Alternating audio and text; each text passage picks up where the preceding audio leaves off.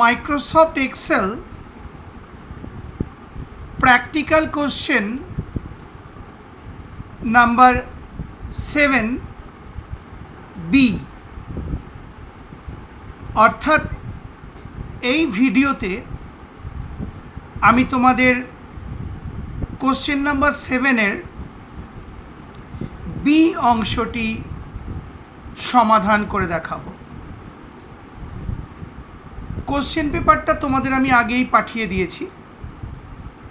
দেখো, বি অংশে অথবা 2 নম্বর অংশে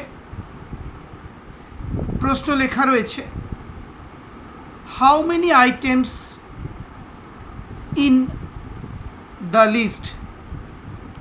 অ্যাকচুয়ালি ওটা ইন দ্য লিস্ট হবে প্রশ্নে। অর্থাৎ এই যে লিস্টটা রয়েছে বা ডেটাবেস টেবিলটা রয়েছে, এখানে মোট কটা আইটেম আছে আমাদেরকে নির্ণয় করতে হবে। তোমরা দেখো, এই ডেটাবেস টেবিলটা বা লিস্টটার তলায়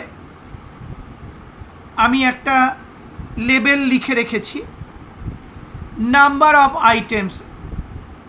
নিচের দিকে তাকাও, লিস্টের নিচের দিকে আমি মাউস পয়েন্টার ঘোরাচ্ছি, এই যে লেখা রয়েছে নাম্বার অফ আইটেমস। এবার আমি নির্ণয় করব এই লিস্টে মোট কয়টা আইটেম বা দ্রব্য রয়েছে। লক্ষ্য করো, আমি এই সেলটায় ক্লিক করে নিলাম। এই যে দেখো, আমি মাউস পয়েন্টার ঘোরাচ্ছি, লিস্টের তলায় তাকাও। তার মানে এই যে লেখা রয়েছে লেবেলটা নাম্বার অফ আইটেমস, এর পাশের সেলে আমি ক্লিক করে সিলেক্ট করে নিলাম সেলটাকে। এই যে নাম্বার অফ আইটেমস, এবার ওর পাশের সেলে ক্লিক করলাম। এবার আমি কিবোর্ড থেকে টাইপ করতে চলেছি।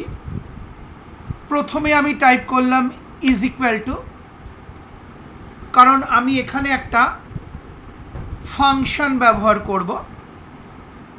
আর তোমরা জানো, এক্সেলে ফর্মুলা বা ফাংশন ব্যবহার করতে হলে আগে ইজ ইকুয়াল টু চিহ্ন টাইপ করে নিতে হয়।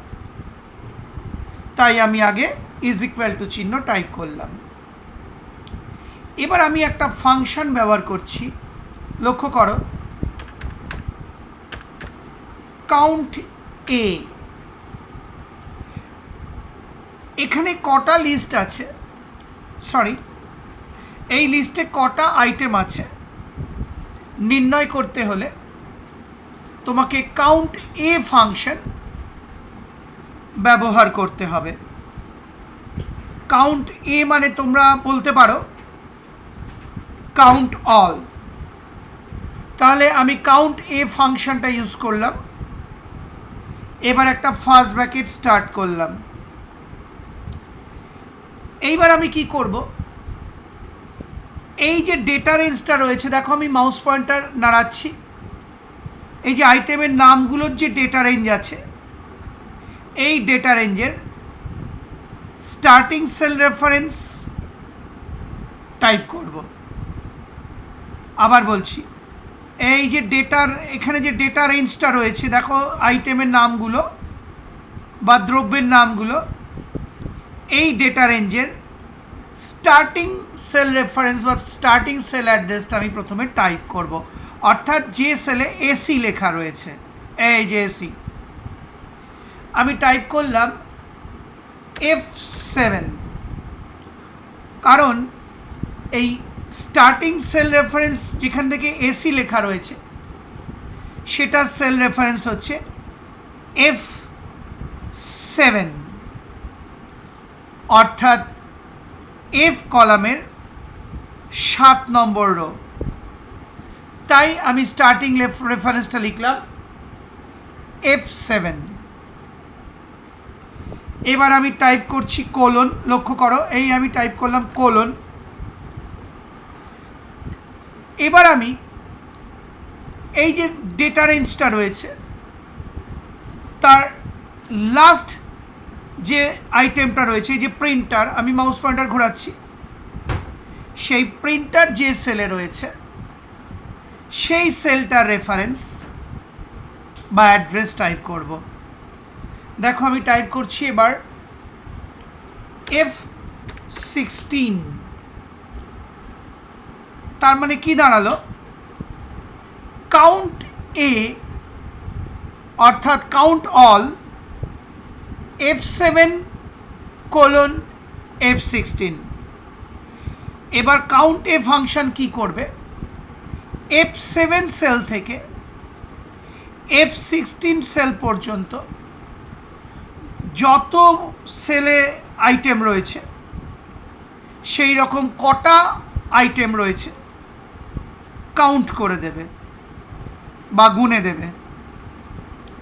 আবার বলছি, এক্ষেত্রে কাউন্ট এ ফাংশন F7 সেল থেকে F16 সেল পর্যন্ত যত আইটেম আছে সেরকম কটা আইটেম আছে কাউন্ট করে দেবে। এক্ষেত্রে F7 হচ্ছে স্টার্টিং সেল রেফারেন্স, আর লাস্ট সেলের রেফারেন্সটা দেখো F16, অর্থাৎ F কলামের 16 নম্বর রো, আর কোলন মানে হচ্ছে থেকে, তার মানে F7 থেকে F16 পর্যন্ত যত আইটেম আছে MS এক্সেল এর কাউন্ট এ ফাংশন সেগুলো গুনে দেবে। আরেকবার লাস্ট বলে দিচ্ছি, F7:F16, অর্থাৎ স্টার্টিং সেল রেফারেন্স F7 থেকে F16 পর্যন্ত, কোলন লেখার ফলে এই মাঝের সেলগুলোকেও বোঝানো হচ্ছে।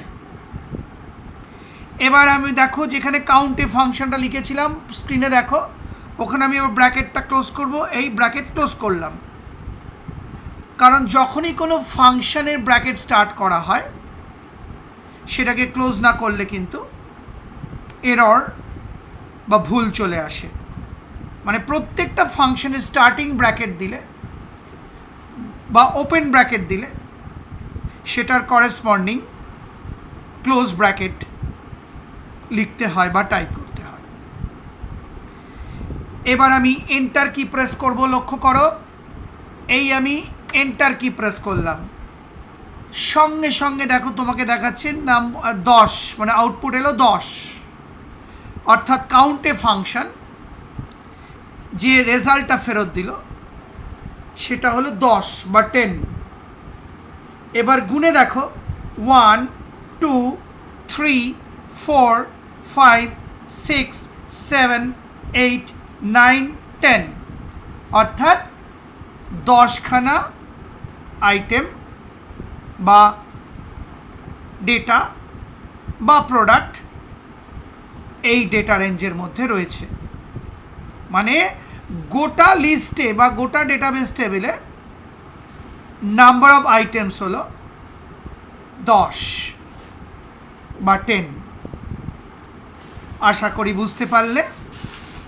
সেই সঙ্গে আমার এই ভিডিওটি অর্থাৎ কোশ্চেন নাম্বার 7 এর বি অংশটি বা 2 নম্বর অংশটি দেখিয়ে এবং বুঝিয়ে ভিডিওটি শেষ হলো।